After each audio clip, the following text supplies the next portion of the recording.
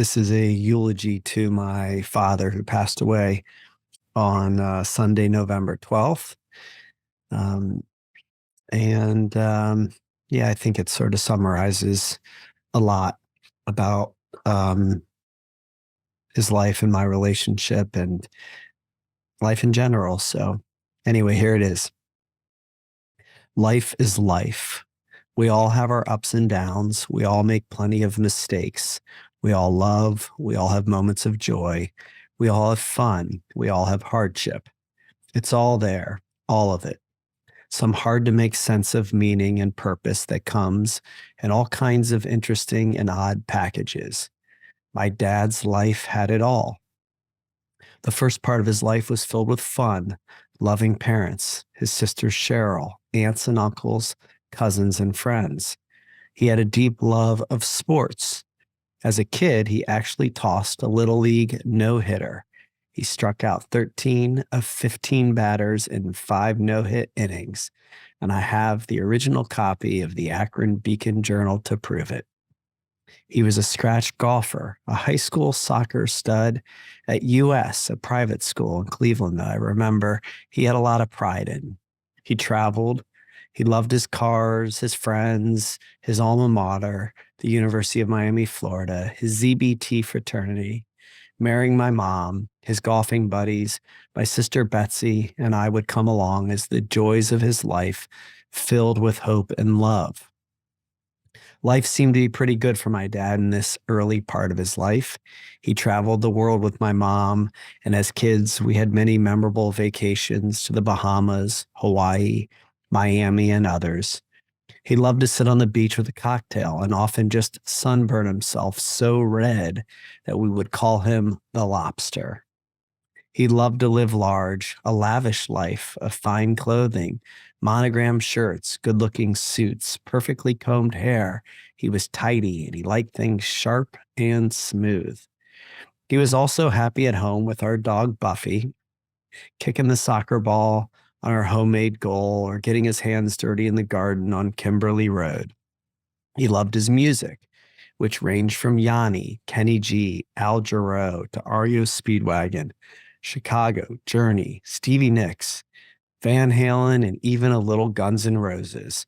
But I'm pretty sure Olivia Newton-John was his primary love. In fact, from what I gathered, my dad loved this part of his life. And yes, even during the good times, there was some tough stuff that was taking hold. A hole had been dug inside of him that became unmanageable over time. Life got harder from there. My dad loved to take risk, drinking, gambling, work, women, and, well, trouble followed. That hole would lead him to early career troubles. My parents divorced. He left a family business. We moved away to Columbus. These were some very hard years that my dad really never recovered from. And in the end, as much as he tried to carry on a life filled with all the shiny objects, he was left with a lot of sadness in that hole. But as I did my own healing, we came together.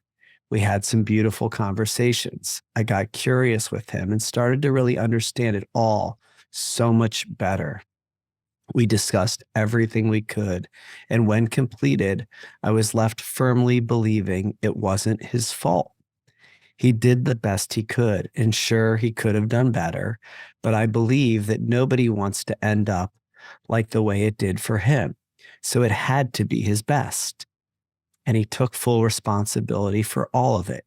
He told me what happened. He told me where he messed up. He told me he was sorry. He didn't have to.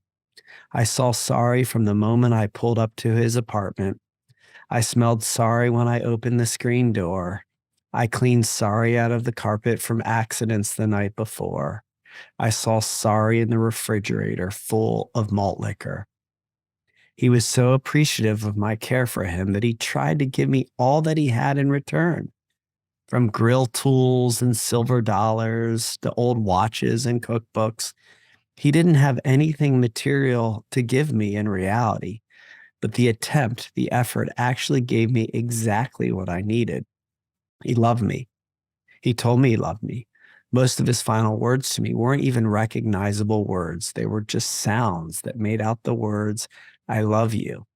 He looked like a skeleton. He weighed under 80 pounds, and he would force himself to sit up on that couch with his imprint permanently dug into the middle, and he would pound on his chest and point at me in the most primal way. It was his way of saying, I love you. And in the end, it all faded away. He didn't care about anything else that mattered so much in years past. He just wanted more time with those he loved. He counted on his daily calls from Cheryl and enjoyed handing me packages of novels he had finished to send her way. Katie came with me to visit. He loved seeing her and talking about the kids. It was the first thing he'd ask me when I would arrive. He'd write on the yellow notepad, Katie, the boys, question mark. He was distant, but his heart was all love for his kids and for ours. And when Betsy came to visit, he was so happy to see her come through the door. You're so beautiful. I love your shoes, he frantically wrote on his notepad, a love for a daughter that only a father could have. It was so pure and sincere, and he thanked me for bringing Betsy there every time I saw him. I firmly believe it was one of the last pieces in this mysterious mosaic of a life. And after we had done all the healing that was available to do, we actually ended up with the father-son relationship I always wanted from him. We talked Browns, Cavs, and Guardians, golf, the kids, the normal stuff, but we talked about real stuff too. I told him when I was having a hard time. We talked about business concerns. We talked about having kids, being a dad, marriage. We laughed, we cried. We talked about a lot on those visits, just the two of us. Every smile, laugh, or good conversation always was followed by the harsh reality of what we had missed all those years. That's the hardest part, the temptation to focus on what we didn't have and miss over the perfection that only God could create. We were breaking a cycle, a generational pattern, and it took my dad doing it his way for me to get it right. It's only that embodied experience that gave me exactly what I needed. And I've had a lot of support along the way. My mom is one inspiringly tough and incredible woman. God bless her for saving me, and God bless Gary for stepping in and showing me the right way. In my worldview, everything is perfect for what it is and what it's not. The divine architecture that's always working exactly how it's supposed to be in a way that we very rarely get a glimpse into and truly never understand. But in that divine perfection, I know I got the dad I needed and maybe even chose, knowing exactly what needed to be seen, felt, and healed in this lifetime.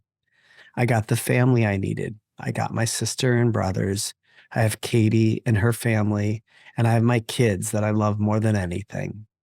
And I believe he chose his life in that same divine perfection.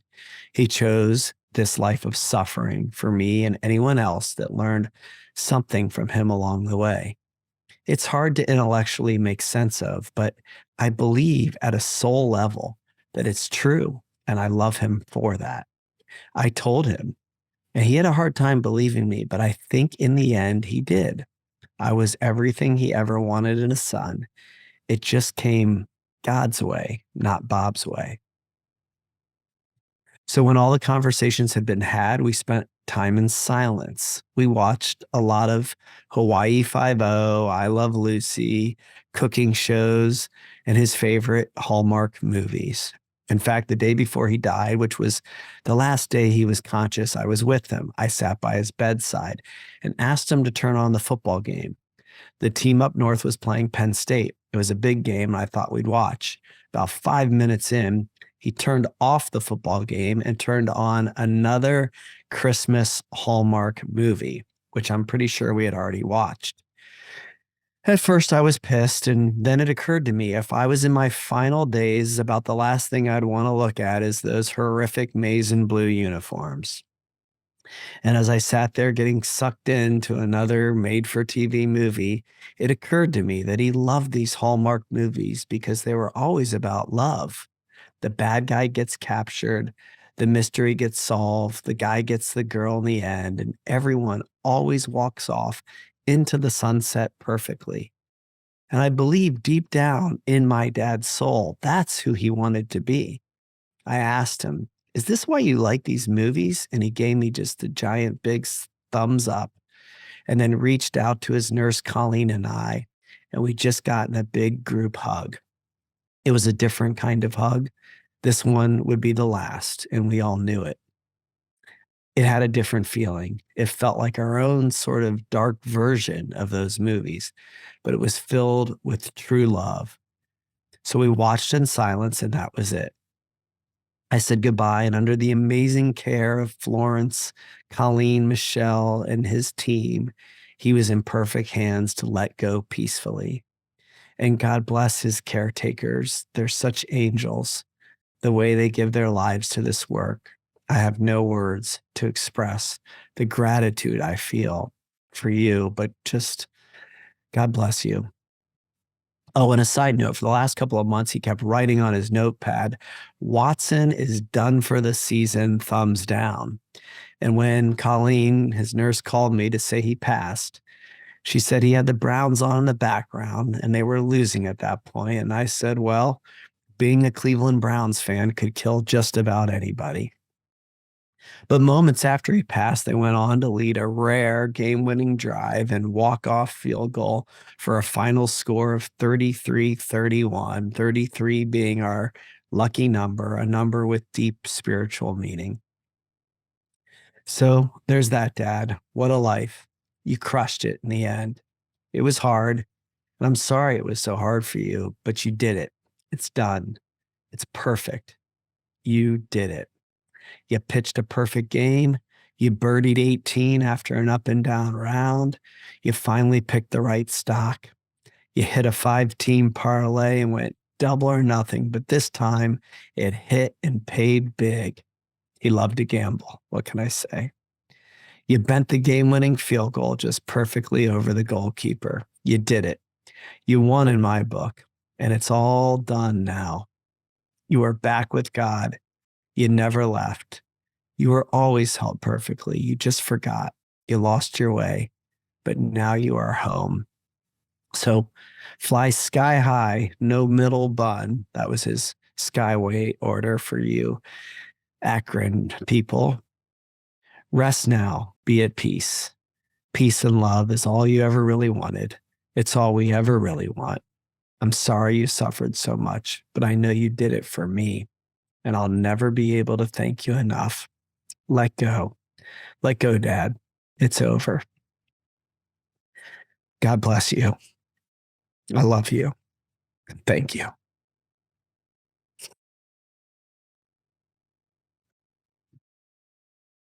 Yeah. So that's that. And yeah, I just want to thank everybody for giving me some time and for all the love and for all the people that are reaching out, comforting me during this time. It means a lot. It means a lot to be in relationship and to be intimate and to be vulnerable and to share and to go through life together. That's why I do this podcast. And that's why I take the risk to share myself vulnerably, because it's healing for me and hopefully for other people too. This is life. It's a shared experience. We're all having it. And together, we're better. So God bless you all. Thank you again. And yeah, I think I underestimated what it was like to lose a parent. And so for all of you that have done that, experienced that, I have deep empathy and compassion for you in this journey and appreciate your love and support for me as I move through this as well. God bless you all.